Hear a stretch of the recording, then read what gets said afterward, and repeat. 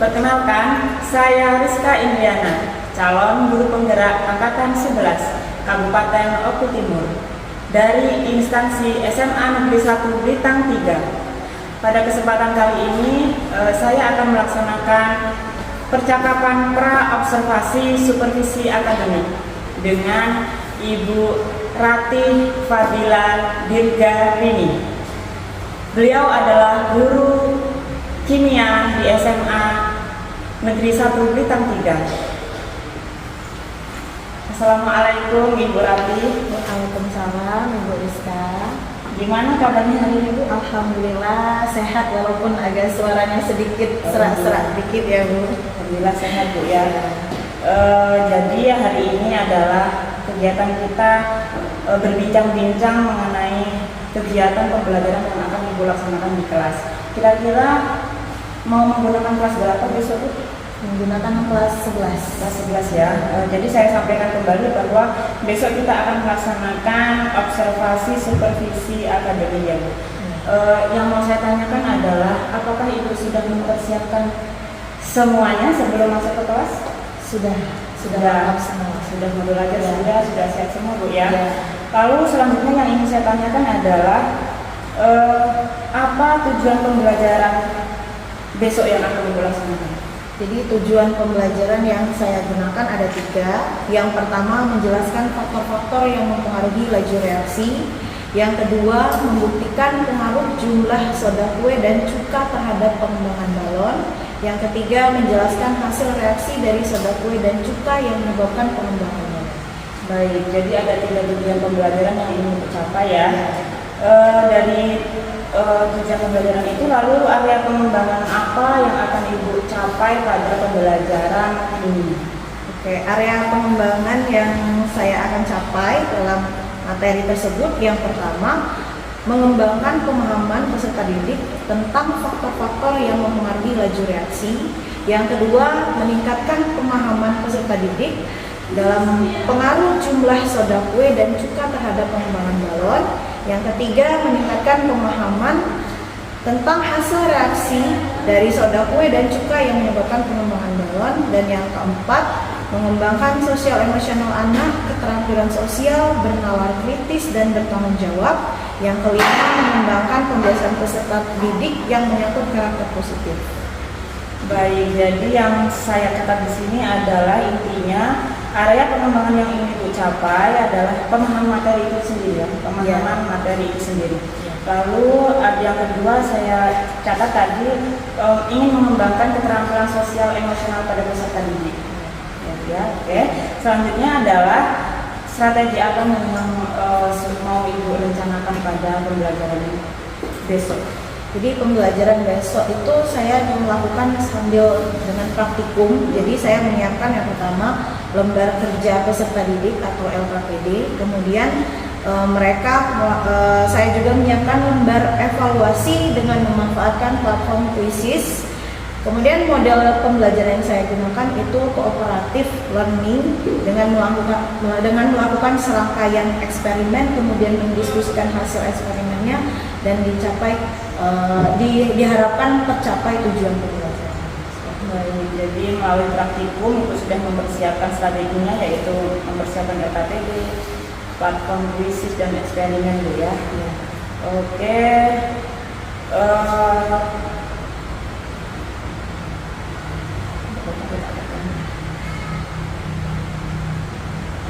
Baik, jadi kegiatan obrolan kita pada hari ini yaitu obrolan pra-observasi ya Bu ya.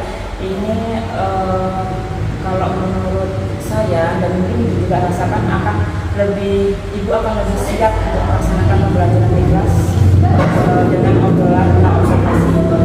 Jadi semoga besok juga pembelajaran area yang ingin Ibu kembangkan. Jadi semoga besok pembelajaran yang akan Ibu laksanakan di kelas berjalan dengan lancar sesuai dengan apa yang sudah Ibu rancang ya. Jadi perbincangan pra-observasi ini sudah cukup. Saya ucapkan terima kasih banyak Bu. Semoga kita sehat selalu Bu ya. Biar besok kegiatannya berjalan dengan baik.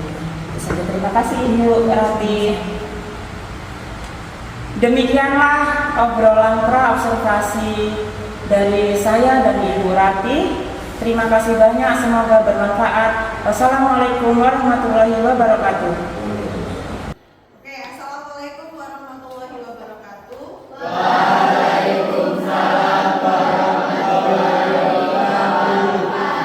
Oke, selamat siang semuanya.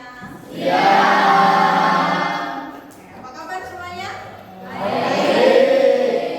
Hari ini siapa yang nggak masuk hari ini? Apa keterangannya?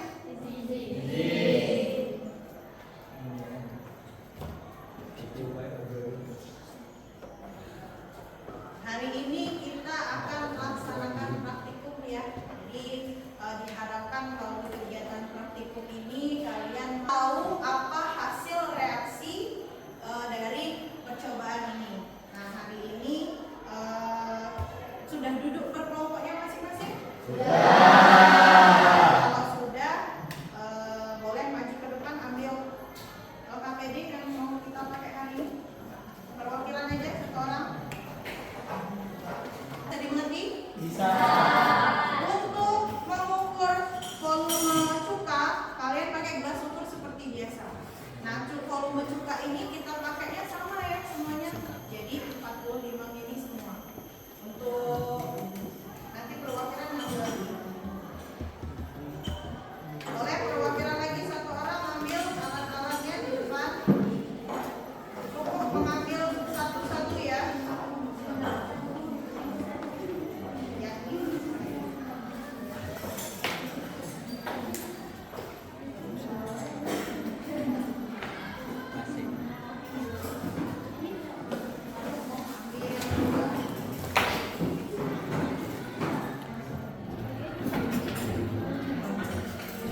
Ini satu, corong kaca satu, pipet tetes satu, botolnya dua, sama gelas ukur. Kasih rumusnya.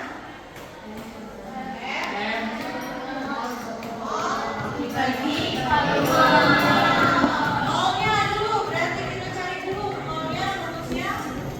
84 gram per mol. 9,6 dibagi volumenya dalam bentuk liter berarti 0,04. Hasilnya 4 kali.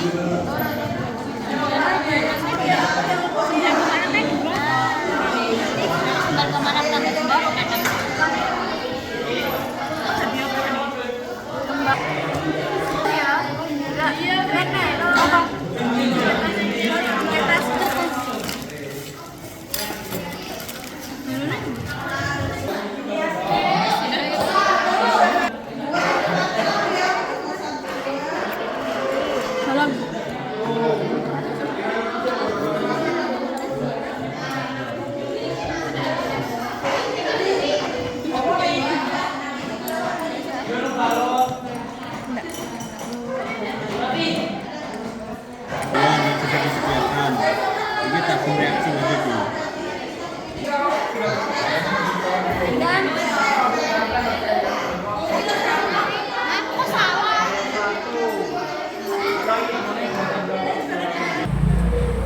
Assalamualaikum warahmatullahi wabarakatuh. Perkenalkan, saya Rizka Indriana, calon guru penggerak angkatan 11. Pada kesempatan kali ini akan membahas mengenai percakapan pasca observasi, yaitu observasinya sudah dilaksanakan tadi di kelas 10 dengan Ibu Rati. Di sini juga ada Bapak Muhammad Taufik Hidayat sebagai pengajar praktik saya. Assalamualaikum Bapak. Assalamualaikum Ibu Rati Fadila Dirgarini ya. Ya, tadi kita sudah mengadakan observasi di kelas ya Bu ya. Ada beberapa hal yang ingin saya tanyakan kepada Ibu Rati. Yang pertama, apa yang Ibu Rati rasakan setelah melaksanakan pembelajaran di kelas tadi? Yang saya rasakan alhamdulillah siswa aktif dalam proses pembelajaran sehingga mereka diharapkan dapat proses pembelajarannya lebih bermakna. Namanya proses pembelajaran lebih bermakna itu berarti mereka biasanya lebih susah lupanya Bu kalau bermakna.